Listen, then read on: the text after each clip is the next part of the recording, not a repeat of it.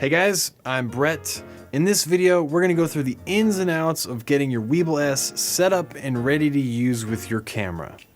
Special thanks to Zhiyun for sponsoring this video. Before we dive in, let's take a look at everything we get in the WEEBILL-S standard package. We have an included tripod handle, 2-in-1 quick release plate, lens support, a camera riser plate, an assortment of cables for connecting different cameras to the gimbal, batteries with a USB-C charger, and of course, the gimbal itself. Let's check out the gimbal and get it set up. There are these cool looking switches on each axis. These keep the gimbal locked up when storing it away, but can also be used to lock things up when balancing your gimbal, so let's do that. Slide down to unlock an axis, move the arm into the balancing position, and then slide it back to lock it in place. Do this for both the roll axis and the tilt axis. The pan axis remains in the same position, so we'll just leave it for now. With the gimbal locked and ready for balancing, let's get everything set up. Now, it's really important that you get your camera and any accessories set up for how you intend to shoot before you start balancing. This includes removing any lens caps, attaching lens hoods, adding filters, yada yada. So next, we'll connect our camera to the 2-in-1 quick release plate. The screws for connecting the plate to the camera are found inside this box of cables. Simply place the screw into the plate and use a coin to attach it to your camera. Now, generally speaking, the bigger your setup, the further back on your plate that you want to connect your camera. If you're using a smaller camera body and it's paired with a bigger lens, you can use the included riser plate to make sure things fit properly. Just connect the riser plate to your camera, then connect that to the quick release plate. The 2-in-1 release plate is awesome. It's not only compatible with Manfrotto style RC2 connections, but you can quickly detach the top, and now it's compatible with Arca-Swiss connections too. Next, let's attach our zoom/focus motor. If you're shooting with a lens that doesn't have built-in gears, you'll need to attach this gear ring. Simply wrap it around, make sure it's reasonably tight, then slide it to lock it in place. For the motor, we have 4 pieces here: a bracket which attaches to the quick release plate, the screw for the bracket, a small rod, and the motor itself. First, screw the bracket into the bottom of the quick release plate. Then, insert the rod and clamp it down by tightening the screw. Next, attach the focus motor, line it up with the gear ring, then clamp that down. With the gimbal still locked up, let's attach the camera and lock it down. First, we'll loosen this lever and slide in our camera until the rear safety lock engages. Before balancing, we will need to attach all of our cables. Inside this cable box, we have cables for all sorts of different cameras. First, let's find the cable for powering our zoom motor. It's this small USB-C to USB-C cable. Just plug in one end here and the other end into the motor. As for the other cables, each one is labeled to tell you the connection type. For reference, the online manual has a guide for showing you which cable corresponds to a particular camera and brand. Here we have 4 cables for connecting to cameras. One for cameras with a mini USB, one for cameras with a USB-C connection like the Panasonic GH5. We have one for cameras with a micro USB-C like the Nikon D850 or Canon 5D Mark IV. And then there's a cable for Sony cameras with this multi-port on the end, which looks similar to micro USB, but it's very different. Since we're using an A7 III, we're going to use this cable. Just connect the angled micro USB cable into the WEEBILL-S,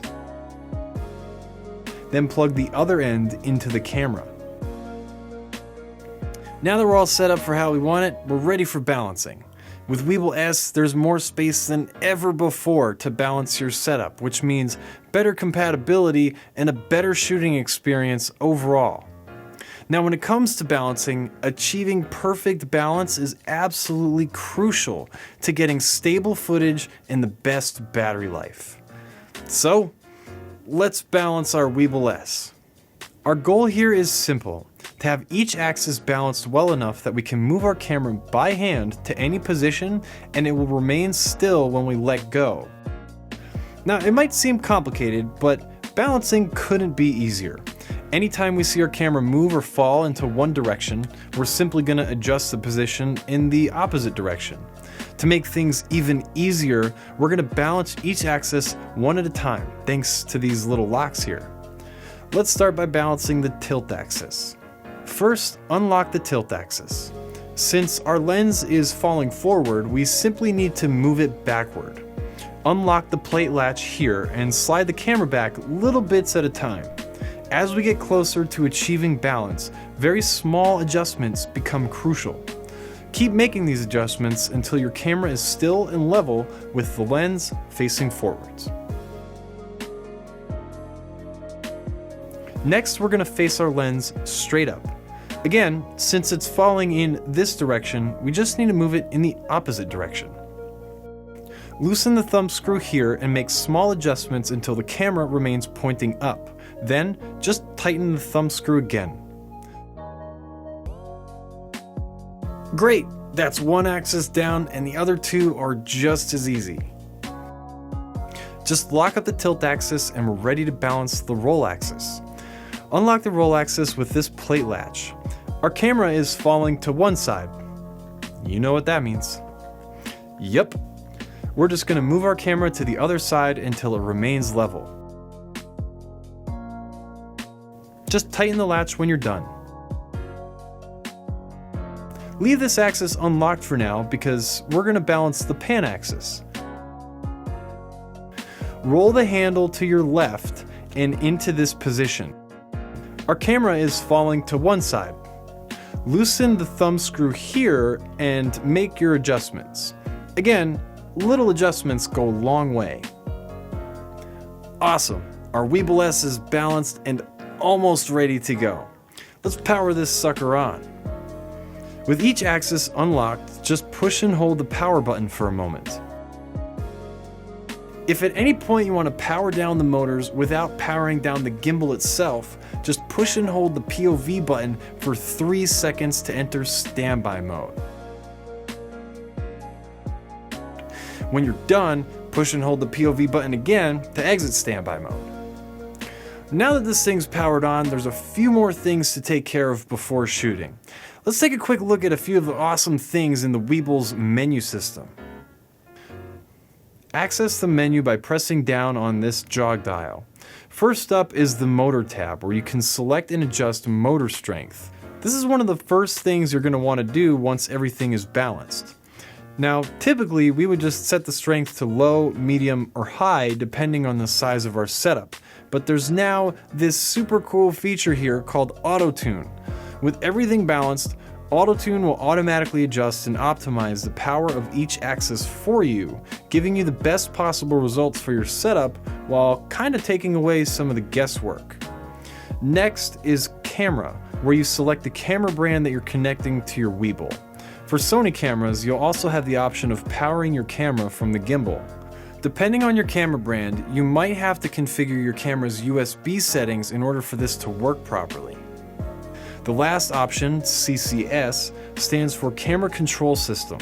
You'll select this option if you're using the new image transmission system. More on this system in a future video, so subscribe and stay tuned. The Advanced tab allows you to adjust various gimbal settings right on the gimbal. This is huge, as you no longer have to connect to the app first in order to make these changes. Here we can adjust things like the speed of the joystick movement or how fast things respond in follow mode. You can adjust the smoothness, which is how fast the gimbal eases into full movement speed. Lastly is deadband. This is the number of degrees you have to move or turn before the gimbal responds and starts moving as well. Play around with these settings and find what works for you. You can always revert back to default if things get a little bit wacky. Next on the menu is wheel, which is for customizing the zoom/focus wheel right here. Joystick allows you to reverse the joystick controls. And then there's calibrate, which is a 6-step process that helps you correct any major issues with the gimbal like drift or improper angle. I'll have an in-depth video on the calibration process coming soon, so stay tuned. Now sometimes your camera may not appear perfectly level, and that's okay. This angle menu allows us to fine-tune the angle of the tilt and roll axis to make things nice and perfect. Key allows you to change the behavior of the follow trigger and the function button on the sides so that you either have to hold them down to activate them or simply click once to keep them activated. Finally, About gives you information about your WEEBILL-S, like the firmware it's running.